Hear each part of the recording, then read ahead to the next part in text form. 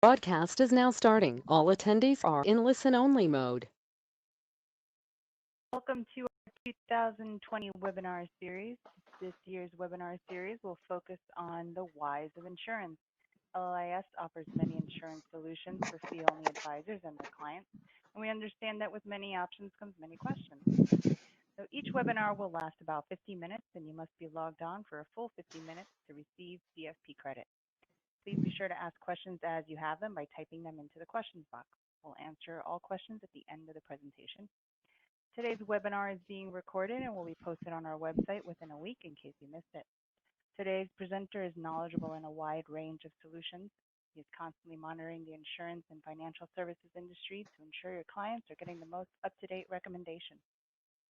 In 2003, he joined LLIS, earned his CFP designation in 2006, and assumed the reins in 2012 as president and CEO.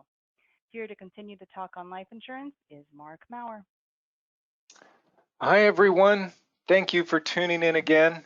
We're starting off October with learning more about life insurance and some of its uses. I hope everybody is having a nice start to their October, nicer than here, where I believe it's going to be in the low 90s today and tomorrow. So just anytime that you realize that you're watching TV shows where people are wearing scarves or sweaters or coats, things like that, I'm jealous. So if any of you all were wearing a long sleeve shirt today, again, I'm jealous. So I'll leave you with that. Actually, I won't leave you with that. We'll start with that. So today we're going to continue our talk about why are there so many different uses of life insurance. Life insurance can do an awful lot of things. And so we're going to talk about thinking about taxes and some ways that life insurance may not be able to pay taxes for you, but may be able to help reduce taxes for your clients, yourselves, your business owner clients, or their employees.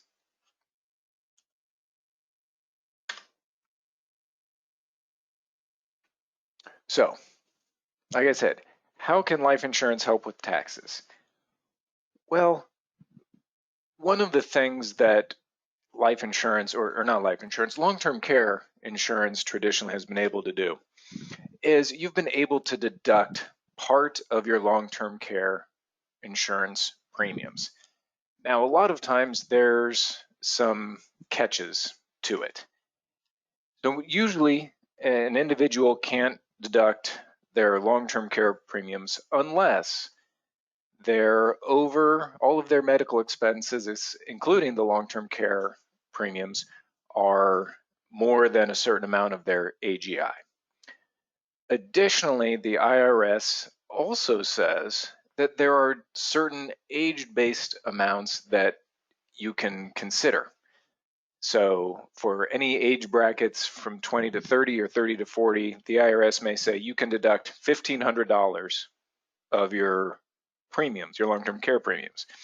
If you're paying $2,000, you can deduct $1,500 when you add your $1,500 to all of your other deductible medical expenses. So it's not, most people aren't necessarily going to hit that every year or almost in any year.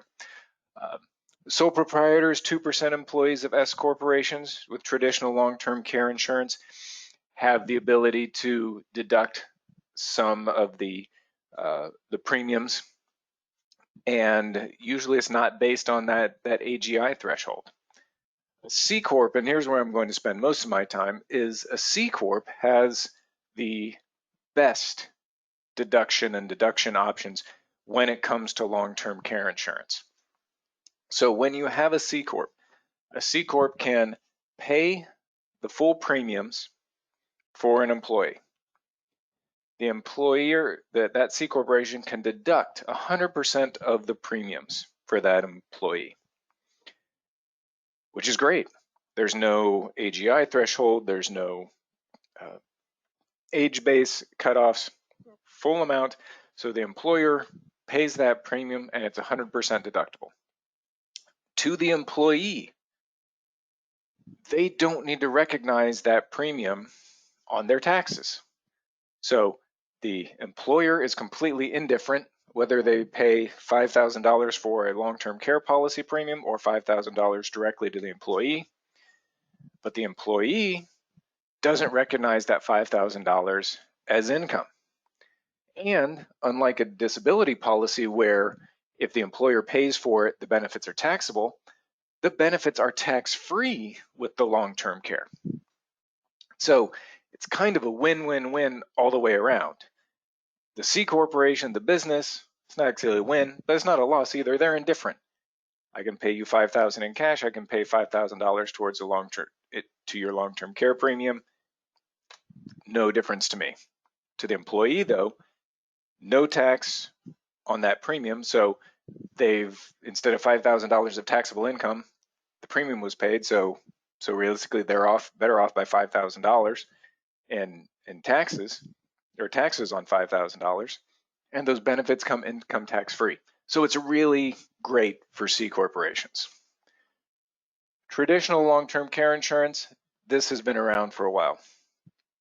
But recently, some of the hybrid life insurance policies, so these are hybrid meaning it's a life insurance policy with a long-term care rider, have designed their policies and their plans so that they can be deductible as well. Didn't used to be. So I'll show you how all this is going to work, but it's a really neat benefit.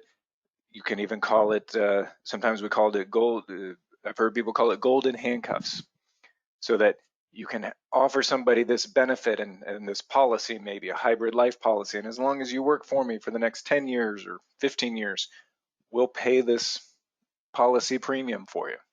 So it's a nice, can even be added as a bonus for employees, or just something that the employee may be interested in. And so here's Mary. She's age 55, and she's working with one of you. And you remember me talking about this today. And she started to look into long-term care. And you remember that she and her brother own their business, and they work together. So we have a little bit, it's a little bit easier when the client or the person who we're looking at this for has some control over the business. If Mary was your client and she worked for IBM and tried to go to the IBM HR department and say, hey, let's do this, they may say, we don't understand, and we've got 50,000 other people to worry about. When it's Mary and her brother and they're running the business, we have a lot more flexibility on probably some of the accounting and the books. So Mary, she's 55, and you know what, is starting to look at long-term care, starting to look at long-term care insurance. Reads about, you talk with her about the hybrid life policies. Now, Mary is in an ideal point at her age for the hybrid life policies. I think somebody early to mid 50s is a great candidate for these policies. One, she's probably going to work another 10 years, and a lot of the hybrid life policies have a 10-pay or 10-year premium, and then they're paid up. Kids may be out of the house, college may be about funded or taken care of. She's still working. She's probably going to work another 10 years. So she's going to have 10 more years of income to be able to pay the premiums. And then when she gets to 65, ideally, the long-term care is all taken care of. This policy is all taken care of, and we don't have those premiums continue or ongoing in retirement. Plus, people in their early to mid 50s, this also becomes real for them. When you try to talk to somebody who's in their 30s or late 20s about long-term care, their parents are still in their 50s, maybe early 60s, and they haven't needed long-term care. So talking to somebody too young, it's a thing that maybe their grandparents are going through or did, but they don't remember because they were too young. People in their early to mid 50s a lot of times are having to deal with this with their own parents, or their aunt or uncle is having to do this, and they're hearing about that from the cousins. So it becomes a lot more real. So she's an ideal person or ideal fit for this type of plan for a couple different reasons. So we look at the 10-pay hybrid life policy, and it's going to have an $8,400 annual premium. What is she going to get for that $8,400 a year for 10 years? Well, one, this is the neat part about the hybrid life policies. If she doesn't need it, then there's a $96,685 death benefit.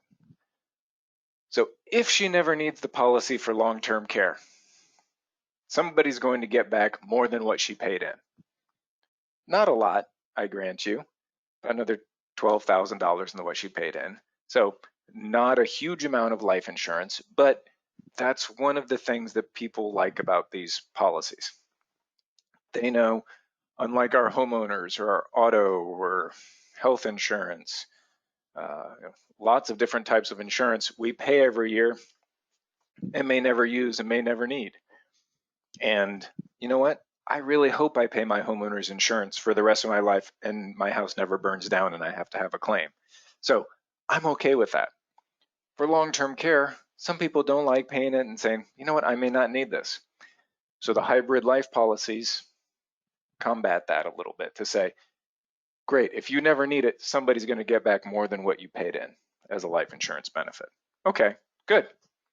But if she needs long-term care, then there's a separate pool of money there. And so with this particular policy, she would have a $4,029 per month benefit for 4 years with the 3% compound inflation rider. So that monthly benefit and pool of benefits is increasing every year as time goes on. She's only 55, so it's going to provide about the same purchasing power of $4,000. So whatever $4,000 of long-term care goods would purchase today, it hopefully will be about the same amount when she gets into her late 70s or early 80s. So that's about $193,000 of long-term care benefits today. That's the idea here with this policy. Not a lot of life insurance, minimal life insurance, but we can design it to look like, smell like, taste like a traditional long-term care policy. So all of that's good. We're having this policy that looks a lot like a long-term care policy. What insurance companies have started to do, which makes the deduction part possible, is breaking out these costs. And so in the illustration system, in the illustrations, it's breaking out all of these charges. So with this particular policy, of the $8,400 a year, the illustration shows that the life insurance costs are $41.46. So that's the cost of the life insurance. The long-term care expenses are for $543 for the basic rider, $701 for the long-term care extension, $3,010 for the 3% inflation rider. So all of those things are broken out, and that's what then we can start to deduct, start to look at having the having that broken out so we have some options now. So what are we going to do with that? Well, there's really two options here. And this is going to depend on the business's accountant, maybe a CPA. So having somebody agree to which one of these is best. So the business can pay the $8,400 a year, pays it directly to the insurance company. And the business is going to deduct $8,400 a year. So business is indifferent. It doesn't care if it was going to give Mary $8,400 in cash or $8,400 through this. So what would happen then is that the $41.46 would be included in her taxable income because that's the life insurance part. That part is not deductible. That's not the deductible long-term care piece. So The business, like I said, the business isn't different because that 4146 that she can't deduct and the business can't deduct, it's going to come pop right back onto her income. But then the 4254, which is those 3 long-term care charges all summed up together, is excluded from her income. So here we can see how neat this is. She could get $8,400 in cash as a bonus, let's say, and then she has to recognize income, all of that, to pay the life insurance policy. Here the business pays it, and she's basically getting to only having to pay tax on half of it. Business should be indifferent, maybe even happy because Mary's going to stay around a while. Mary should be very happy because it saved her half on taxes. So seems like a win-win-win. Option 2 can do it a little bit differently. The employee can pay a check every year for the life insurance portion, and the employer just pays the long-term care portion. Either way, I asked a CPA just when I was working on this what option he thought might work better, and his general opinion was both are good, both work. Really just depends on how comfortable the business's accountant is going to be with either option and remember what they did every year. So both work, both help with the idea that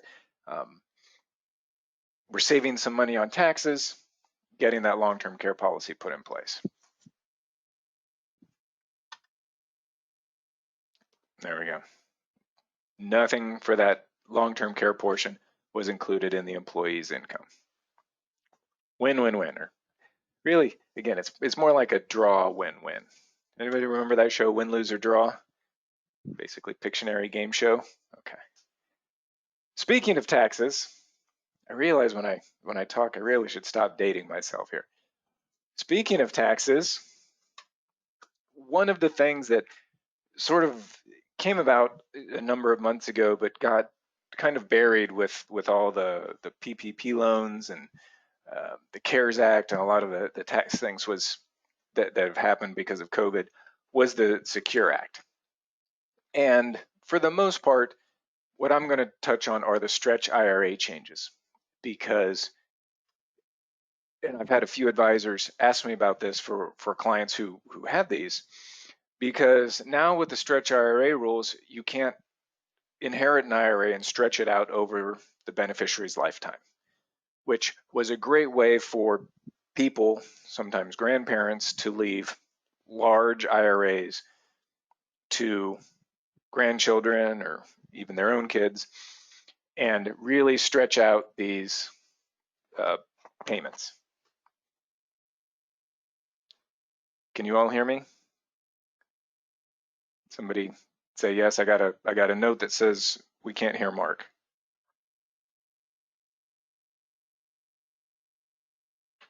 Okay, good. Thank you. All right. So stretch IRA. So have to take them out over 10 years. Oh yes, and somebody did mention yes, you can deduct. Sometimes, and different states have different deductions for long-term care premiums. So yes, absolutely. Because I know a lot of advisors work in a lot of different states. I didn't go into that, but yes, absolutely. So you can even have a federal deduction and a state deduction. So with the stretch IRAs, so you can't stretch your IRAs over the beneficiary's lifetime anymore. It's a 10-year payout for a non-spouse, with a few exceptions, like disabled individuals, but they're pretty strict. So for the most part, most people are not going to be able to stretch these IRAs anymore. So who's it not going to impact? Well, it's not going to impact people with small IRAs. So if grandma leaves her $50,000 IRA to her 3 grandkids, even when the stretch IRA was around, they probably weren't going to stretch to $890 a year. the grandkids were going to take their $16,000, maybe buy a boat, maybe buy a used car, new car, kind of a used car. So that's what they're going to do. It's not talking about these small IRAs. So we're really talking about large IRAs, $1 million IRAs or more, that were really never designed to, all things in hindsight, you make rules and then realize sometimes the rules aren't what you intended. So they were really never intended to defer tax for multiple generations. That's kind of what the stretch IRA allowed people to do. So the IRS says, that's not really our intent, so we're not going to do that anymore. But the beneficiaries did have to pay taxes on the distributions. They had to take the distributions every year. Now, granted, they were small, but they still had to take them.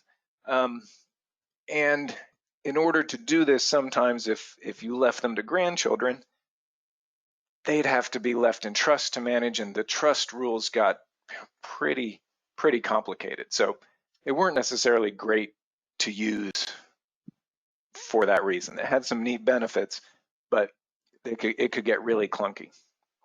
So one thing that we've started looking at and had advisors ask us about is looking at using life insurance as instead of passing on the IRA, passing on life insurance, which can do a few things. So how we design that is, instead of leaving this big IRA that has big tax later, maybe, in this case, parents can start taking some distributions out of their IRAs now, because somebody pays the tax. It's not that we can say, if I don't take the money out of the IRA now, well, I don't pay the tax, but then when I pass it on to my kids, they have to pay the tax. The tax man cometh at some point. So I don't mind paying taxes necessarily, as long as there's enough money there to pay the taxes. So what if I can take some distributions now and buy life insurance? I'm going to use my annual gifting to my kids. I'm in that sweet spot between 59.5 when I have penalties, between taking out the 10% IRS penalty for taking distributions, and 72 when I have to start. Ideally, I'm retired, or in this case, the clients, mom and dad, are retired, so they don't have any earned income. So taking a distribution from their IRA isn't going to just add to their taxable income every year. It might create some, but it's not going to be a big, just at the upper brackets. And hopefully they're still healthy. Clients are in their early mid 60s, probably still in better shape when they're 72. Now, it's not necessarily true. I hope to be in better shape when I'm 72 than I am now. I hope to just get better, stronger, faster. Probably not realistic, but it's possible. But usually the earlier, the better, because for the most part, we're healthier. So here we have Jocelyn and James. They are out on their ranch. Look at them. Look at how happy they are. Tell you what, they do not live in Tampa, Florida, because if I was wearing a long sleeve denim shirt, I would burst into flames. So they're probably somewhere in Montana, somewhere like that, where I imagine that the air is crisp and not humid, and it's a beautiful day out there. So there they are. They've retired. They've made it. Look at them. They're happy. That looks like a retirement happiness laughter. So there they are. They're all set. Retired, not working. They have 3 kids. And they say, you know what? We would like to make sure that we leave our kids something. And so we start looking at estate planning. You start looking at estate planning with the clients, with Jocelyn and James, and they say, you know what? We have our 3 kids, Joan, Jimmy, and Jack. We want to make sure that we leave something to them. And in the past, we've looked at this IRA that we've accumulated up money, and maybe it's 2 IRAs, but about $1.5 million in our taxable IRAs. And you know what? We just don't necessarily like the idea of taking money out of those, paying taxes on them. So that's just, we're going to leave that to the kids. We may leave them something else, but we're just going to leave them those. So they don't need to access it, don't need it for anything, and they're just going to kind of let it there and let it stay there and sit. So let's look at another option, because right now, when the kids get that IRA, they're going to have to take it out over 10 years. And if they're working, if they have their own incomes, potentially the money that they're going to have to take out is getting taxed at the higher brackets, higher tax brackets. So where Jocelyn and James right now, they're not working, they're retired, living it up in Montana, laughing all the time. And they could add some income now, and it's not going to be at one of those top brackets. So the idea here is they're going to take a $106,000 distribution from the IRA for the next 10 years. Why 106,000? Because after taxes, we want them to have $90,000. And $90,000, why $90,000? Because $90,000 is the annual gift of $15,000 times 2 parents times 3 kids gives us $90,000. So we're going to have we're designing this to say, what if we have $90,000 in premiums for the next 10 years? Going to maximize the annual gifts to the kids for the next 10 years. What does a guaranteed lifetime death benefit provide them? Well, we'll go with carrier number 1 because it's the biggest. About $3.6 million of life insurance. Right? There we go. $3.6 million. So we took a little over $1 million out of the IRA to make a $3.6 million life insurance policy. Oh, the $3.6 million life insurance policy is tax-free. So when they left that IRA to the kids, that's all taxable. Here, Jocelyn and James are paying some of the taxes on what they distribute now to pay those premiums and leave a $3.6 million life insurance policy now. Once they do that and they've taken that money out, heck, there's still even some money left in that IRA. And eventually they're going to have to start taking some money out from RMDs, but it's much smaller on $440,000 and on 1.5. So we've not depleted the IRA, left the kids $3.6 million of tax-free money, and still left something in the IRA. Sounds pretty good. Now, sometimes the question is, well, why not wait till they're 72? Why not wait till they have to start taking distributions? And then we look at this. The life insurance costs a heck of a lot more. Life insurance, almost $200,000 a year for that same $3.6 million policy. So after tax, more than the current IRA value. Now, we may have had some growth in the IRA. It may have grown from 1.5 to 2 million over the last, what was that, 9, 10, 11 years? Could be even more than that. But if we did it now at their much younger ages, we're leaving something, we depleted about 2/3 of the IRA. If we wait 10 years, now that once they have to start taking distributions, it takes a lot more money to get that same amount of life insurance, and may not even be able to do that without depleting the IRA totally. So here's where starting earlier is going to be a benefit. Who should own the policy? I touched on this a little bit last month, but there's some ways to design the policy, way to make sure who's going to own the policy. If Jocelyn and James own the policy, they retain control of the policy. So they have a $3.67 million policy. Right now, they name all 3 of their kids. Now, remember, at this point, they didn't really gift anything out because they own the policy, they just paid for it. So the annual gifting didn't reduce their taxable estate at all. And They actually increased their taxable estate by $3.67 million because of the life insurance policy. But they retain control. They can change the beneficiaries. One of the kids, they want to disinherit one of the kids. They can cut him or her out of the policy completely.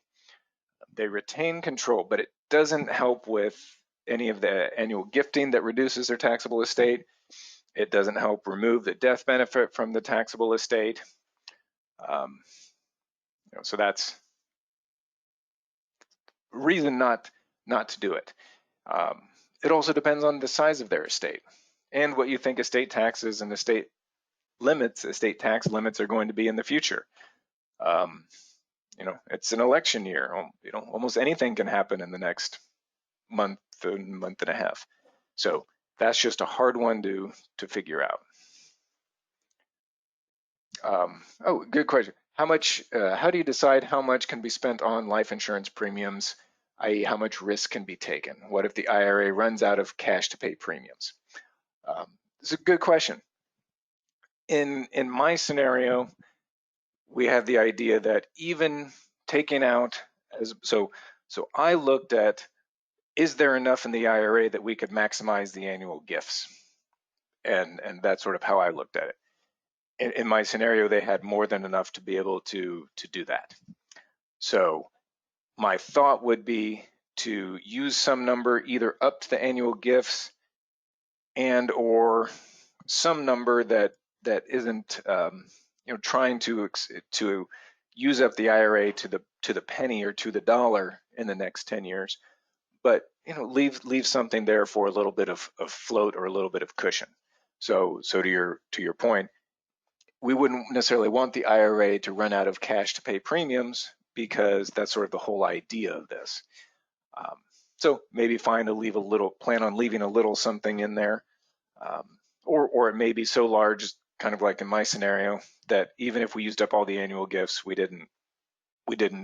probably wouldn't have depleted it unless we probably had a really, really, really bad run of down market or something like that. So hopefully that answered the question. Like I said, in my scenario, I knew the premium amount I wanted to get to, and so the amount of the IRA kind of was enough to do that. All right.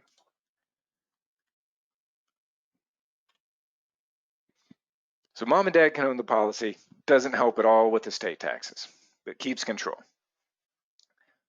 We can set up an irrevocable life insurance trust. So it does a couple things. One, mom and dad still get to retain a little bit of control because they're the ones who hire the trustee. They're the ones who set up the trust, and they can set provisions in the trust to,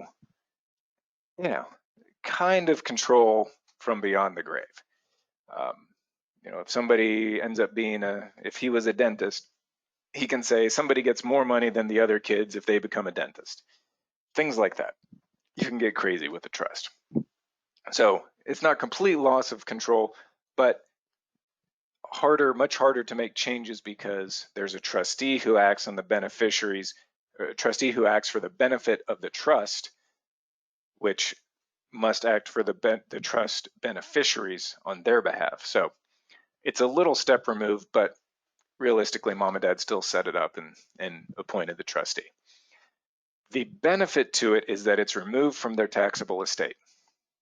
When you create an ILIT, it has its own tax ID number. It has its own documents. It's basically got a birth date. So when mom and dad, Jocelyn and James, make those $90,000 gifts into the trust, that $90,000 a year is removed from their taxable estate, and the life insurance is held by the trust, so it's never included in their taxable estate. So does all the things we'd like to do from the estate tax and issues. So there's a plus there. Downside, requires an attorney. So attorney asks, there's costs for setup, costs for the crummy letters, which go out every year that premiums are made, and picking a good trustee. So, Jocelyn and James are early 60s. The trustee who knows who's going to be a good trustee in 30 years. Jocelyn and James pick their estate planning attorney, who's also 60, he or she will probably be gone at the same time as them. So who's going to be the next trustee? A little bit. What's more important, I think, if you have kids who are not good with money, more important if there are kids who are minors, because then there's a third option, sometimes called the poor man's ILIT, is to have the kids own the policies. So instead of one $3.67 million, each kid owns a 1.2 and something $million policy. So in this case, instead of a $90,000 gift to the trust, Jocelyn and James write $30,000 gifts to each kid. And each kid owns a life insurance policy that's 1/3 the size. What happens here? Well, the kids own the policy same way that the ILIT owns a policy. So it's never included in Jocelyn and James' estate, and the gifts are removed from their estate as well. Now, there is some loss of control here because the kids own the policy, the kids are going to name themselves as beneficiaries. And so again, if one of the kids is not going to be really good with the $1.2 million when they receive it, mom and dad may wish they would have set up the trust. But if all the kids are working, responsible, fairly reasonable with money, it may accomplish all of the reducing taxes without some of the complications of the trust or the ILIT.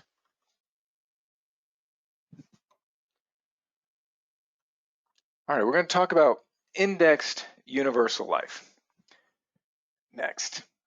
For the last however many years, I'd say 7 or 8 years, this has probably been the hottest selling, most pitched, most proposed life insurance thing out there. And so I would imagine that at some point, all of you have had a client who came to you with an indexed UL policy, and it was showing some great rate of return, and they were going to be able to take all this money out. And you look at it and just go, wow, this looks really good. It almost looks too good to be true. But here's the illustration. Here are the projections. So how does this work? What am I not seeing here? Because all of these things sound really good. The general pitch is you get to participate in the upside of the market without any of the downside risk. So if the market's down 10%, 15 or 20%, you have a floor of 0.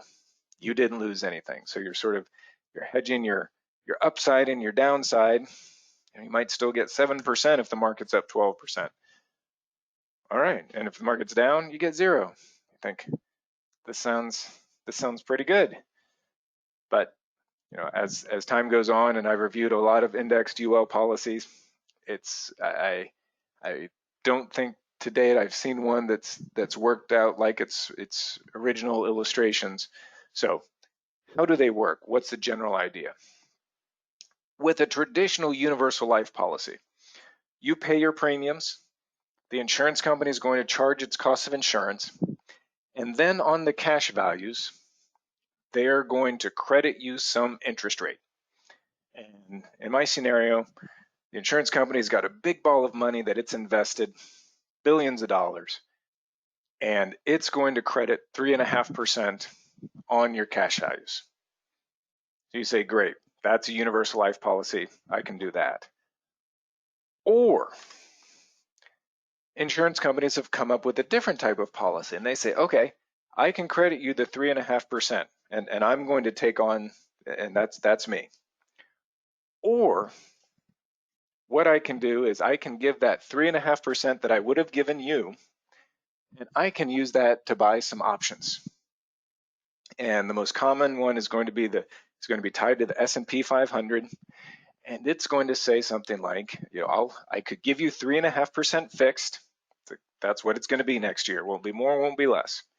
Or we can take that 3.5% and I'm going to buy some options with it. And you're going to earn anywhere between 0 and 7% based on what the S&P 500 index does. The index is up 10%, you get 7. If it's up 7, you get 7. If it's up 5, you get 5. If it's down 10, you get 0. You have a cap on your upside, you have a cap on your downside, right? So when you compare these next to each other, one is going to pretty much project at 3.5%, one's going to project at 7%. Most insurance company illustration software either isn't sophisticated enough, or maybe you just don't want to show illustrations at 7% one year, and then 3.5% one year, and then 2, and then 0, and 7, and 1. So in general, the insurance company is going to illustrate now at that 7%. Before, or when these policies first came out, if any of you remember variable universal life illustrations for a number of years ago, originally there were not very many limits on what you could illustrate on a variable universal life policy. When the markets were going gangbusters, insurance companies could illustrate big rates. And what happened is, at some point, somebody realized we really shouldn't be illustrating 15% every year on variable universal life policies. That may be what it did last year or 2 years, maybe even 3 years ago. But long term, it's just not realistic. So a number of years ago, variable universal life policies, I don't believe they can illustrate more than 12% or 10%. There's some rule that the NAIC, National Association of Insurance Commissioners, came together and said, guys, everybody, this is not going to work out well for all of us long term. And so we're going to have a lot of unhappy people when you're showing people putting in money and earning 15% every year for the next 30 years. So we need to kind of rein it in.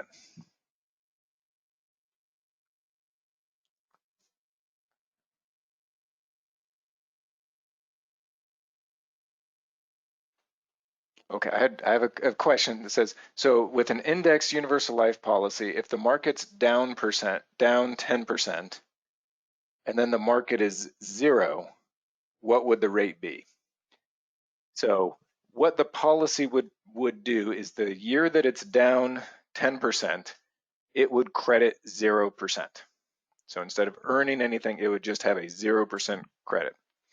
The next year, the market's flat to that, then it would be another 0, so then the policy would earn a 0. Sometimes policies will now look at each year as its own separate thing, or almost all policies will look at each year as its own separate thing.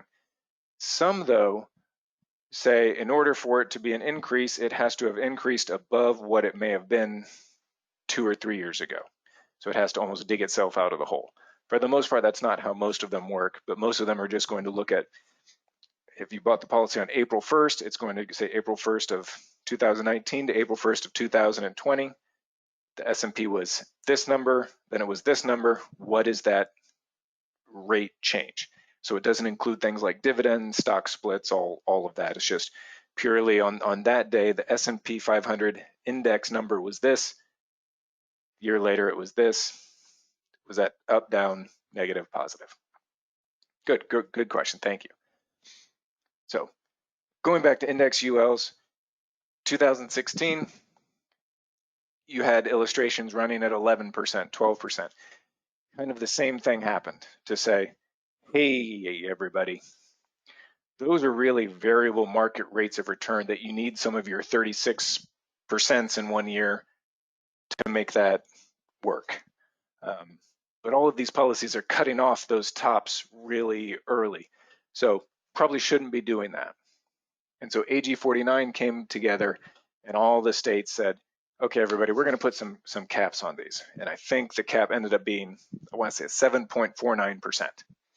So that was generally the highest that anybody's indexed UL policy could credit. That's at least what the stated crediting rate was on the index universal life policy. So if we go back to my example, you can have 3.5% if you own the universal life, or 7%, 0 to 7 in the index. Insurance companies came up with multipliers. And basically, here's how they work. It says I'm still going to say 7%. But if I'm going to charge you an extra 1%, and we're going to multiply the index by 25%. So if you imagine the index, remember the insurance company is going to give you 3.5%, and you're trading that for a 0 to 7. Pretty much now it's saying, okay, well, give me more money, take the 3.5%, and then I'm going to charge you some more, and we're going to leverage up that spread. So now it's going to be 0 to 8.5, 8.75%. Like, great. This is going to project even better, because you know what I'm not illustrating? I'm not illustrating zeros every year. I'm probably illustrating 8.5% or 8.75% now. So this was the problem with the multipliers, because behind the scenes, the policy's earning 8.75% because of these multipliers. However, the stated rate on the illustration was still 7%. So I know there's a lot there. I think this is going to help a lot. This is one insurance company's indexed UL illustration. So if you see at the top, it says non-guaranteed values end of year 7.1%. Premium of $15,724 for 10 years, $500,000 face amount. Same person, same premiums, same policy amount, same stated rate up here at the top. When we get to year 22, policy has $289,000 of cash value. 7.33% net IRR. Huh? Paid the premiums. I know there are costs of insurance, so that's not free. And somehow the policy earned more than what it said at the top there. So there's a multiplier going on in here. Same policy, same premium, same person, same amount, same everything. Same at the top, 7.1%. Now at age 22, there's $377,000. That's an 8.7% IRR. Right? Here it is again. Same premiums, same amount at the top, 7.1%. The policy earned 9.28% over those 22 years. So there's multipliers in here. I think you can see the issue here is that this isn't clear. Nothing on the illustration showed that there's something else at work. And unless you broke out your HP 12C to run these numbers, you would say, well, that's great. I put in 157, I'll have 420,000 in a couple of years. It's great. Problem is these multipliers. So the issue is right up there at the top. It says 7.1%. It's very, very hard to compare different policies. And so that was pretty much the crux, was to say, you could show 5% at the top and then have giant multipliers and have $1 million at 22, and you would say, look at how stable this is. I'm only showing 5% and I've got more cash value than anybody else. And it starts to get to where you have a hard time seeing what's the actual likelihood and the values. So this year, insurance companies came out with AG 49A. Apparently the NAIC is not known for its exciting or innovative titles for anything. So it's AG 949 with an A at the end. But at the end of the year, there are some new guidelines that say, while a policy can still have the multipliers and still do all the things like we saw in those examples, the illustration can't show it. So you may pay for those multipliers. You may end up with more money later on. But at least for being able to compare different policies, then the illustrations shouldn't use any of these multipliers, cap buy-up accounts, or any of these alternate or different things to be able to boost those cash values later without it being fairly clear on the illustration. And this is pretty much what it says. Illustrate the same net effective rate regardless of if you use the multipliers or not. So it should look the same. There's also a second part about loans, participating loans. This was where not only did they illustrate real well because of the multipliers, but sometimes it had very big differences in between what your loan was earning and what it was crediting, or crediting and what you were paying on the loan. So you could have these big spreads that look like, wow, you're earning a lot of money on your loan balance, so you can take out all this money. Again, it's sort of the idea of having somebody say, look, take all the home equity out of your house and put it into the stock market, because the stock market over time has been 7% and your home equity is only 3%. So long term, you're going to make a lot of money. Well, it's a possibility, but not necessarily safe, sound, stable, all of that. So this helped with a little bit of that too.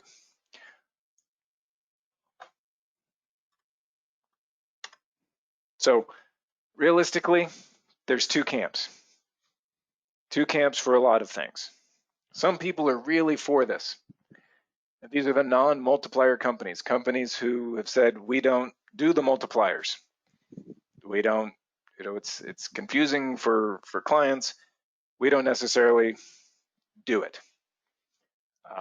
Then there's the other camp who's probably pretty grumpy right now, who are the multiplier companies.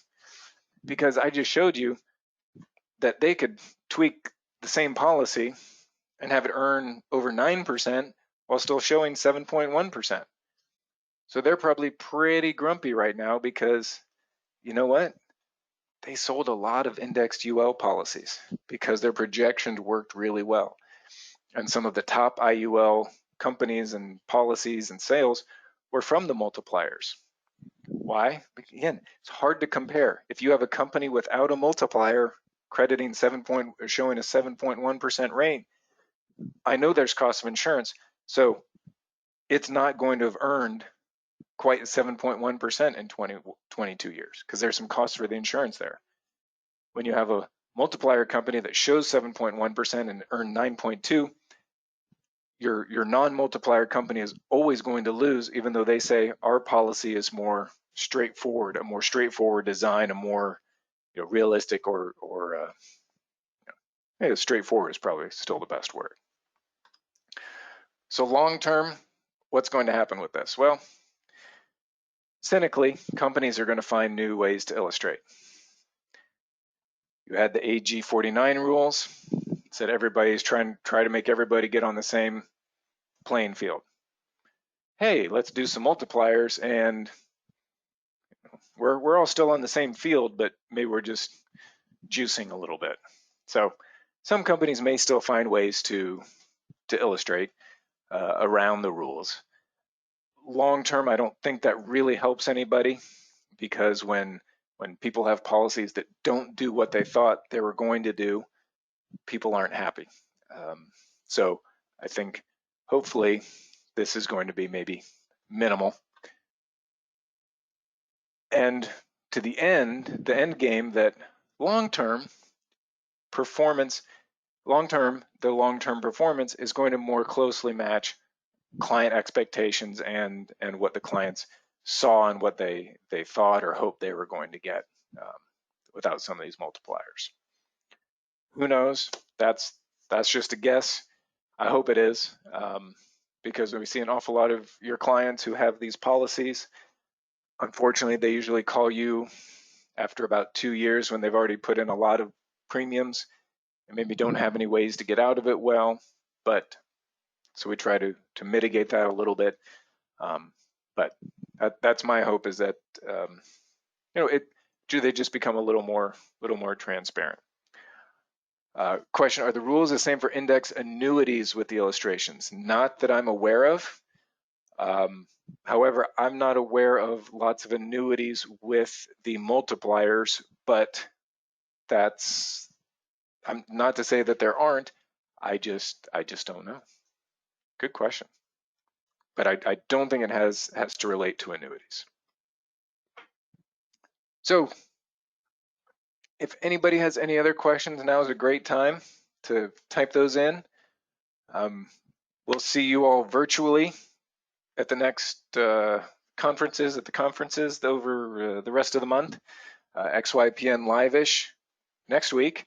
NAPFA Fall I'll be presenting again, and the ACP Virtual at the end of the month, which it's really hard to believe that October is here, and we're already into October a little bit.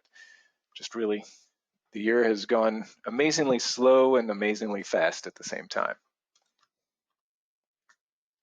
So for any of you who are new to us, we've done a David Letterman top 10 things, the top 10 things that make us different. Our monthly webinars.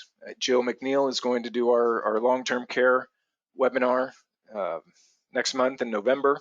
So make sure to tune in for that. So we are not your competition. We only work with fee-only advisors and their clients. We don't manage money. We don't do investments. We don't do what you do, but we're here to help. And we help save you time and your clients money by one of the big ways that we do that is a lot of pre-underwriting. So that's getting information about your clients initially up front to find the best fit, to see if, depending on their height and weight, how often they chew tobacco or smoke marijuana, which is just more and more every day, which is the best company and which is going to be the best fit for them. There's a lot of advisor and client tools on our website. As you saw with the conferences, we're proud sponsors of a number of different fee-only organizations. It's a great group of people to work with. Very lucky every day and every year to work with such a great group of people. We have specialists in life insurance, disability, long-term care, annuities, the hybrids like the life and long-term care hybrids I talked about at the beginning of the presentation. And we're here not just to help clients get a policy, but also to help manage it and keep it going and keep it in force. And we have our advanced premium emails. That was a request from an advisor so that clients' policies don't accidentally lapse. Notice of term expiration, so that if clients are coming to the end of their term policy, we try to give you and the clients enough warning, enough notice to say, do they need a new policy? Or maybe their health has changed and we should look at a conversion, or maybe it did exactly what it was supposed to do. It's at the end of the 20 years, they're retiring, they're financially independent, and away they go. And it's just done exactly what it was supposed to do exactly on time. And then we have Alice, our advisor and client relationship management tool. It's our online portal, so you can see clients' quotes, see policy information, updates, status of applications of clients. So lots of different things there, and just always working to make it better.